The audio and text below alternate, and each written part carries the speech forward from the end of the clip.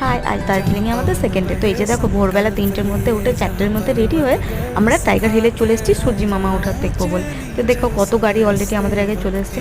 তো ফাইনালি আমরা টাইগার হিলের ওপরে উঠে পড়েছি। আর এই যে দেখো সূর্যি মামাকে অন্যদিন তো পাত্তা দিই না, বাট আজ সবাই পাত্তা দেওয়ার জন্য কেমন চলে এসছে।